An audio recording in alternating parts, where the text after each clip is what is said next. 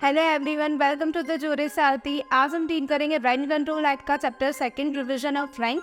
ठीक है, और साथ ही साथ ये हमारा रेंट कंट्रोल एक्ट का लेक्चर थर्ड है। Before we start the video, जैसे कि मैं आपको बताती हूँ कि if you want to crack the Rajasthan judiciary, just join our crash course. हमारी क्रैश कोर्स में आपको video lecture, live classes, doubt solving session और स्टडी मटेरियल अगर आप ज्वाइन करना चाहते हैं, just fill the Google form. ठीक है, चलिए। साथ ही साथ अगर आपको राजस्थान जुडिशरी के नोट्स बाय करने हैं, just contact on this number. ठीक है, आप चाहे तो हमें Instagram, YouTube, other social networking sites पे भी कांटेक्ट कर सकते हैं। चलिए देखो, पिछले वाले वीडियो में मैंने आपको सेक्शन 3 तक बता दिया था। सेक्शन 3 में आपको बता दिया था कि चैप्टर सेकेंड और चैप्टर थर्ड जो है वो किस पे अप्लाई नहीं होगा। ये सेक्शन 3 हमने डील कर लिया था। फिर हमने ये भी देखा था कि अगर कोई कंपनीज है, कोई पब्लिक लिमिटेड कंपनीज है, उनकी डायरेक्ट शेयर कैपिटल जो है 1 करोड़ से ज़्यादा है तो भी उन पर वो एप्लीकेबल नहीं होगा। फिर हमने डेफिनेशंस देखी थी, प्रियम्बल, पूरा रेंट कंट्रोल एक्ट में हमने सब कुछ देखा था, इंपॉर्टेंट डेफिनेशन वगैरह सब। आज हम जो है वो सेक्शन 4 से स्टार्ट करेंगे। सेक्शन 4 बोलता है rent has to be agreed. Rent has to be agreed का मतलब होता है कि द एक्ट स्टेट दैट कि जो भी प्रेमाइसेस का रेंट होगा वो कितना होगा। तो प्रेमाइसेस का रेंट जो होगा वो लैंडलॉर्ड और टेनेंट जो दोनों एग्री करेंगे उतना वो रेंट होगा। हाँ, लेकिन उसमें अगर आप एक्स्ट्रा उसको फैसिलिटीज देते हो तो वो उसमें इंक्लूड नहीं होगा, वो चार्जेस आपको अलग से पे करने पड़ेंगे। देखिए, हम रीड करते हैं section 4। The act state that rent payable for the premises shall subject to the other provision of this act में एग्रीड। दोनों के बीच में जितना एग्रीड हुआ, सपोज अगर 500 भी एग्री हुआ तो वो क्या होगा, उस प्रेमाइसेस का रेंट होगा agreed between the landlord and the tenant. Further it shall not include the charges. वो चार्जेस इंक्लूड नहीं होंगे जो किसकी बात कर रहा है। सेक्शन 2A की डेफिनेशन क्या थी, एमिनिटीज। एमिनिटीज में क्या क्या थी, जो भी लैबोरेटरीज, जितनी भी एक्स्ट्रा फैसिलिटीज थी वो भी, और उनका जो चार्जेस है ना वो सेपरेटली चार्ज होगा। अगर आपको जितनी भी अदर एक्स्ट्रा फैसिलिटीज दे रहा है, जैसे लिफ्ट वगैरह, प्यूरीफायर, जो भी जितनी भी फैसिलिटीज दे रहा है, तो उनका क्या होगा, चार्ज जो है वो सेपरेटली चार्ज होगा। तो ये सब बातें किसी पूरी सेक्शन 4 बोलता है कि ये सब बातें एग्री पैरेसिन लैंडलॉर्ड और टेनेंट के बीच में हो जाती है, फिर ये होता है। ठीक है, सेक्शन 5 बोलता है। सेक्शन 5 क्या बोलता है, payment and remittance of the right by the tenant. ठीक है, देखो अभी हमने सेक्शन 4 में क्या बोला कि रेंट वो होगा जो एग्री होगा। अभी रेंट पे कब करना है ये बात बताता है सेक्शन 5। देखो, सेक्शन 5 ये बोलता है कि अगर लैंडलॉर्ड और टेनेंट, तो आपको रेंट कब देना पड़ेगा, दोनों के बीच में एग्री हो गया तो आपको 15वें दिन रेंट देना है। मतलब जैसे आपको ये मंथ है, उसके ठीक 15 दिन बाद आपको ये रेंट पे करना है। Next month of the rent is payable. दूसरी बात उन्होंने क्या बोली है कि every tenant who make the payment on account of rent. अगर आप सपोज आप दूध वाला भी आता है, अगर आप दूध वाले से भी दूध लेते हैं तो आप क्या करते हैं कि भैया आप कार्ड बना दो, उस कार्ड पे लिख दो। सेम चीज़ यहाँ पे भी बोली गई है।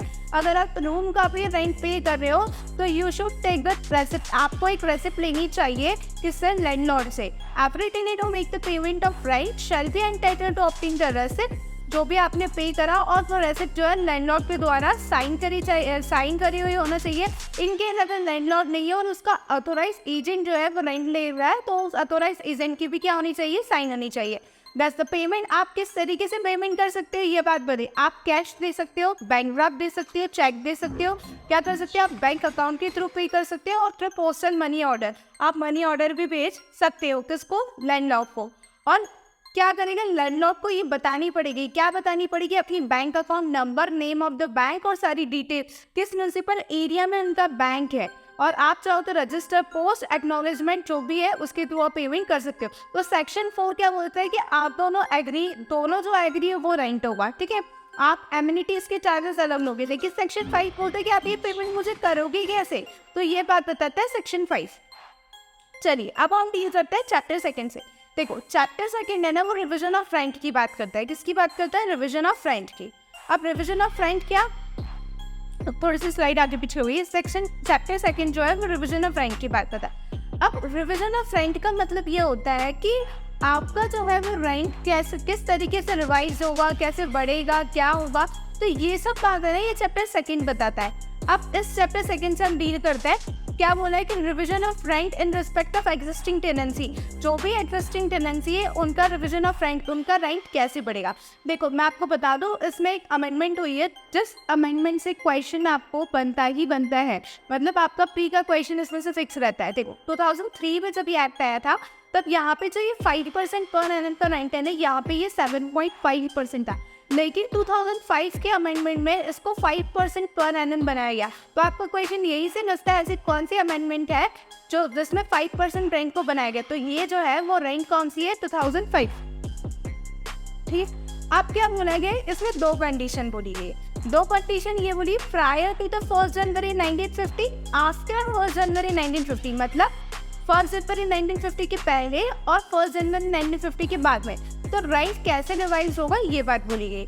अब पहले देख लेते हैं। लेटिंग प्रायर टू द 1 जनवरी 1950, अगर पहले आप 1950 के किसी को किराए से दे रहे हो तो ये माना जाएगा कि आपने जो है वो मकान किराए से कब दिया है? 1 जनवरी 1950 को दिया है। ठीक है, भले आपने उसके पहले दिया हो, लेकिन ये माना जाएगा कि आपने ये जो घर किराए से दिया है ना 1 जनवरी 1950 को दिया है।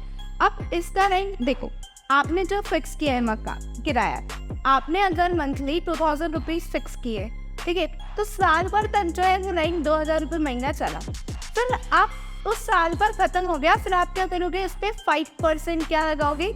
इंटरेस्ट लगाओगे उस 2000 रुपये पर। ठीक है, 2000 रुपये पर 500, मतलब पूरे 12 साल 2000 ऐसे करके पूरे 12,000।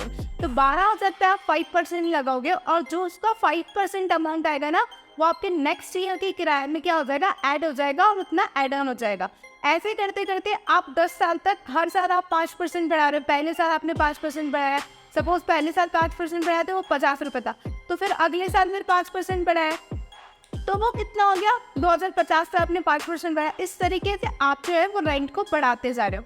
तो 10 साल में जो भी फिर रेंट होगा ना इकट्ठा, जितना आपने पहले से लेके आखिरी साल तक, तो वो क्या माना जाएगा? वो फिक्स्ड रेंट माना जाएगा। अब फिर वो 10 साल बाद वही रेंट एप्लीकेबल होगा और उस पर हर साल क्या लगेगा? 5% लगेगा। कहने का मतलब ये है कि अगर आप 1 जनवरी 1950 को कोई रेंट किराए पे देते हैं, ठीक है, कोई घर किराए से देते हैं, तो आपका जो भी किराया उस पर हर साल 5% किराया बढ़ेगा। ठीक है, इस तरीके से आप 10 साल तक किराया बढ़ाओगे। ठीक है, फिर जो पहले साल से लेकर 10 साल तक जितना भी आपका किराया बढ़ा, उस पूरा वो टोटल अमाउंट क्या माना जाएगा? वो टोटल अमाउंट आपका फिक्स्ड अमाउंट माना जाएगा।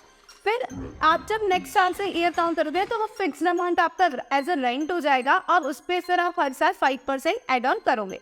अब क्या बोला? लेटिंग ऑन आफ्टर द 1 जनवरी। आप क्या बोला? आफ्टर द 1 जनवरी भी सेम चीज़ है। 1 जनवरी क्या बोला कि आप 5% रेंट बढ़ाओगी, ठीक है, और 5% रेंट बढ़ाते बढ़ाते जो भी आपका हुआ वो आफ्टर 10 ईयर आप उसको मर्ज करोगी और उस 10 ईयर जो अभी टोटल अमाउंट हुआ है आप उसका 5% क्या करोगी? बढ़ाओगी। सेम चीज़ बोली गई है।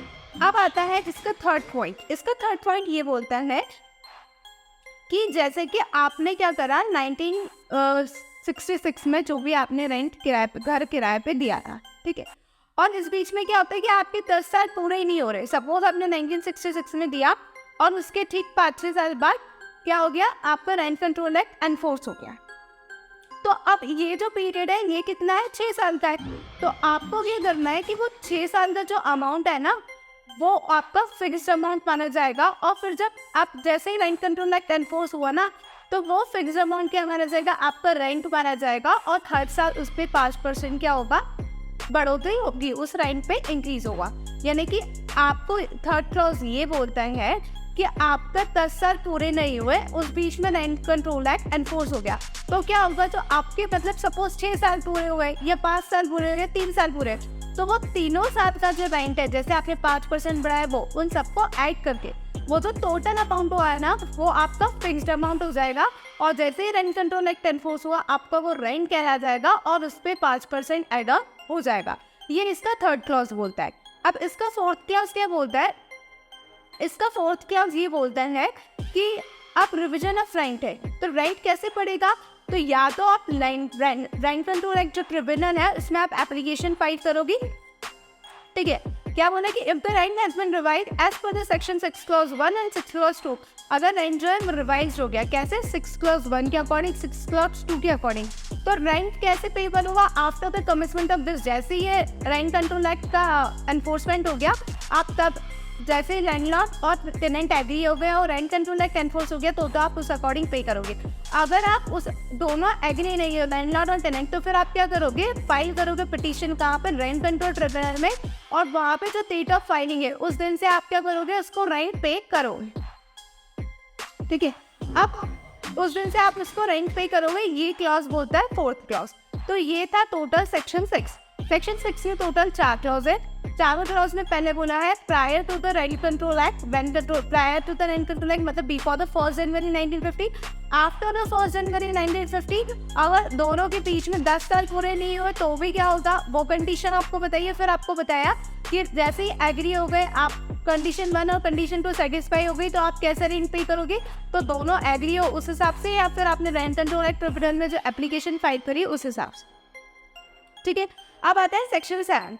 देखो रेंट कंट्रोल एक्ट बोलता है पहले 2003 की अमेंडमेंट थी कि 7.5%।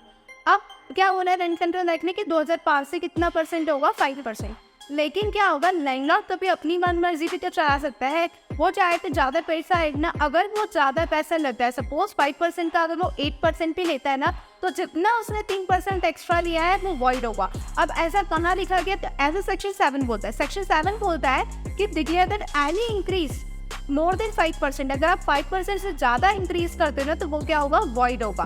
तो rent shall be liable to increase कितना होगा, 5% इंक्रीज होगा। कब, ये बात कर रहा है after the commencement of this act. ठीक है, सेक्शन 7 किसकी बात करता है, after the commencement of this act. लेकिन सेक्शन 6 देखे तो बिफोर और आफ्टर दोनों की बात करते हैं। फिर क्या बोला कि रेंट कितना इंक्रीज होगा, 5% per annum. The amount of increase, जितना भी इंक्रीज होगा वो आफ्टर 10 साल बाद क्या होगा, मर्ज हो जाएगा। और इनके सिमिलर रेट पे इंक्रीज होगा, जैसे टेनेंसीज एग्जिस्ट है उसी रेट पे इंक्रीज होगा। फिर क्या बोला है कि मोर देन 5% नहीं होगा, जितना भी मोर देन 5% होगा तो क्या होगा, वॉइड होगा। तो ये था हमारा रिवीजन ऑफ रेंट का चैप्टर 2। ठीक है, इसमें हमने सेक्शन 6, इस पूरे चैप्टर में 2 ही सेक्शन है, सेक्शन 6 और सेक्शन 7। नेक्स्ट चैप्टर में हम डील करेंगे chapter 3 tenancy in the next video.